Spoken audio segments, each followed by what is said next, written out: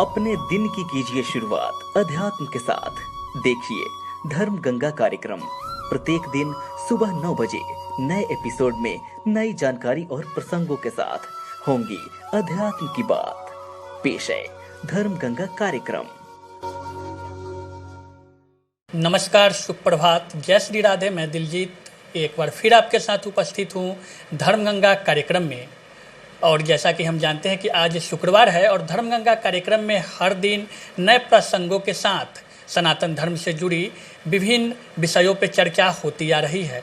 और हमारे साथ फिर मौजूद हैं प्रसिद्ध कथावाचक आचार्य पंडित धीरज झा धर्मेश जी महाराज। सबसे पहले महाराज जी आपका स्वागत है। जय श्री राधे, सुप्रभात। और सनातन धर्म में रत्न की महत्वपूर्णता कितनी आवश्यक है, आज इन्हीं विषय वस्तु पे हम चर्चा करेंगे और जानेंगे महाराज जी से कि रत्न आखिर उत्पत्ति इसकी कैसे हुई, कहाँ से हुई। महाराज जी आपसे सबसे पहला प्रश्न कि आखिर रत्न की उत्पत्ति कैसे हुई। बहुत सुंदर रत्नों की उत्पत्ति की कथा हमारे पुराणों में, हमारे उपनिषदों में, हमारे वेदों में बताया गया है।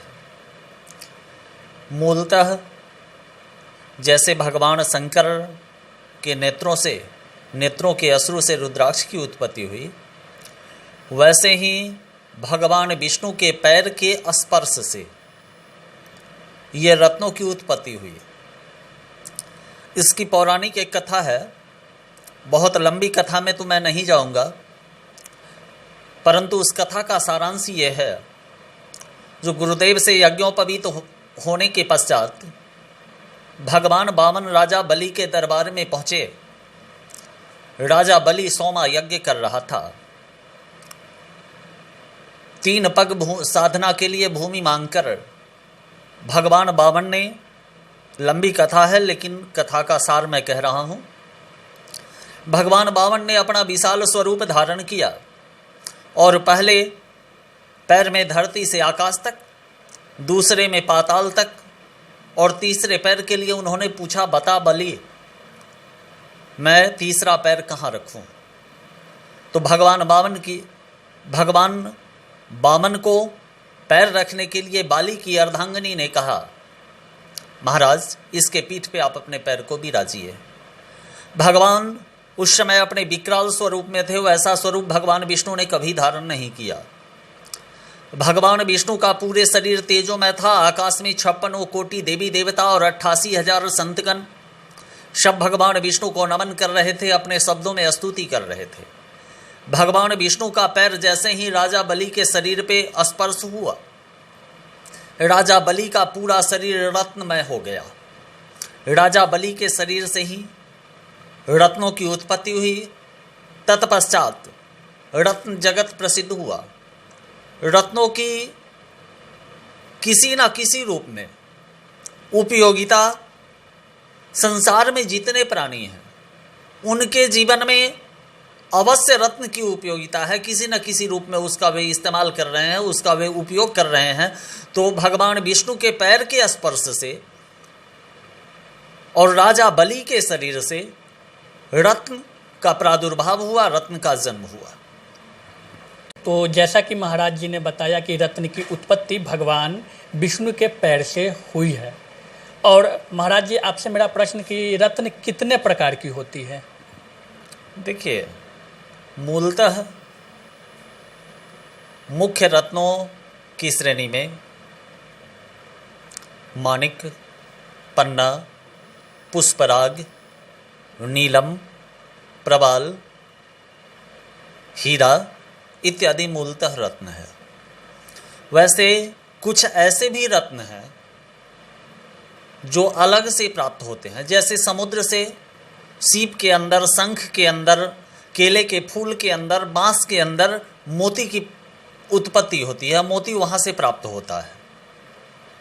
वैसे ही मूंगा, प्रवाल जो समुद्र के अंदर जलीय वस्तु, जलीय वृक्ष की टहनी की भांति वह समुद्र में चलता है, उससे मूंगा निकलता है। तो मूलतः 284 तरह के टोटल रत्न है जो अपने अपने तरीके से मानव के ऊपर, संपूर्ण संसार के ऊपर उसका प्रभाव पड़ता है। रत्न ऐसा नहीं है जो सिर्फ धारण ही किया जाता है, रत्न का उपयोग राजा महाराजाओं के यहाँ प्याले के रूप में भी किया जाता है। ठीक, घर में मकान को सजाने के लिए उसके दीवालों पे, उसके ज़मीन पे, उसके चौखट पे, दरवाजे पे बनाई जाता है। हमारे 56 कोटि देवी देवता हैं, उन सब की छोटी छोटी प्रतिमाएं भी रत्नों का बनाया जाता है। तो किसी न किसी रूप में हर घर में रत्न निश्चित रूप से विराजमान है, भले ही वह नास्तिक का घर हो या आस्तिक का घर हो, रत्न हर घर में है। 284 तरह का मुख्य रत्न पाया जा रहा है। तो जैसा कि महाराज जी ने बताया कि 284 प्रकार के रत्न पाए जाते हैं। महाराज जी, आपसे मेरा प्रश्न होगा कि ये जो रत्न है ये मानव जीवन पे कितना प्रभावशाली होता है? मूलतः ईश्वर प्रदत्त ये वस्तु है, इसमें कोई तंत्र मंत्र, कोई अंधविश्वास नहीं है, परमात्मा के द्वारा बनाया गया है। रत्न धारण और प्रभाव की जहाँ तक विषय है, आप देखते होंगे कोई भी लोग रत्न धारण करते हैं तो उसके पीछे, उसके पेंदी में छिद्र होता है चारों तरफ से, वह अंदर से पूरा खुला होता है जिससे शरीर से उसका स्पर्श होता है। तो सूर्य की पारावैंगनिक किरण से सकारात्मक ऊर्जा को खींचकर रत्न आपके शरीर में देता है और आपके शरीर से नकारात्मक ऊर्जा को खींचकर यह सूर्य की दिशा में छोड़ता है। जिससे होता क्या है, जो आपके जीवन का, आपके दिनचर्या का, आपके कारोबार का, आपके प्रत्येक वर्ग का गति तीव्र हो जाता है। पहले जिस गति में आप चलते होते हैं, रत्न धारण के पश्चात उसका गति तीव्र हो जाता है और इस तरह से आपके जीवन में सुख, शांति, समृद्धि और सफलता का आगमन होता है। तो रत्न पहनने से कहीं ना कहीं जीवन में सुख, शांति, समृद्धि की जो प्रक्रिया होती है वो तेज होती है और जो कार्य में आप रहते हैं वो कार्य में भी गति तेज हो जाती है। महाराज जी, हम आपसे जानना चाहेंगे कि रत्न की आध्यात्मिक और वैज्ञानिक क्या कारण है? आध्यात्मिक कारण तो मैंने बताया, जो भगवान विष्णु के पैर के स्पर्श से राजा बलि के शरीर से कुछ रत्नों की उत्पत्ति हुई।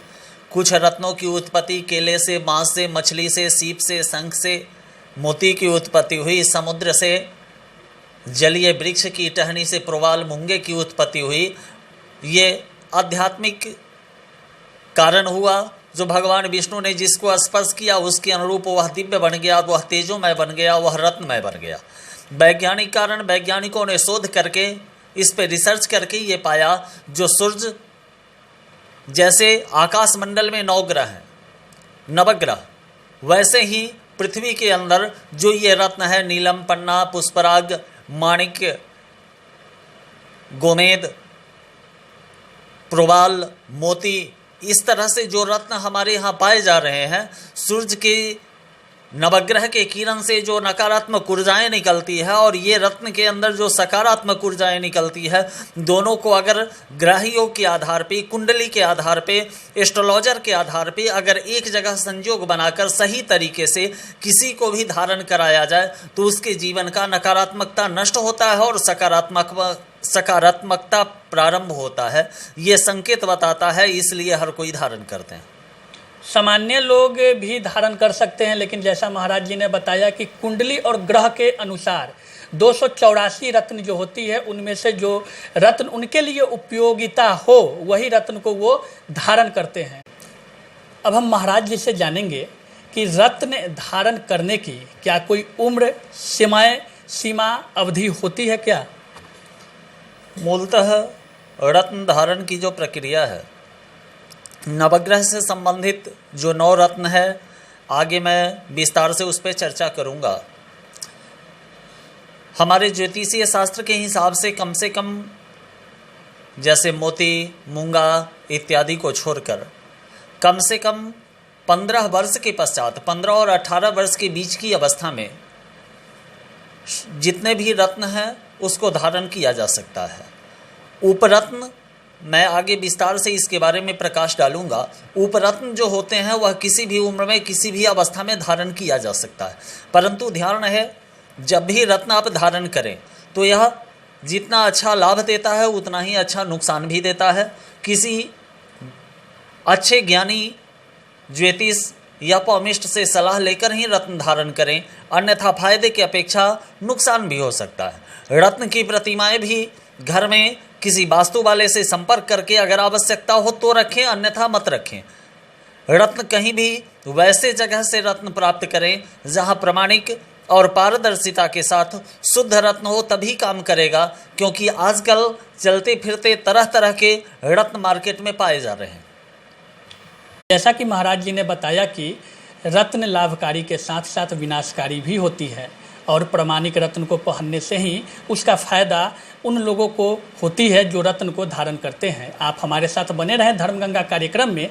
हम आगे भी नए प्रसंगों में रत्न की जानकारियों के साथ आपके साथ उपस्थित रहेंगे। तब तक के लिए नमस्कार।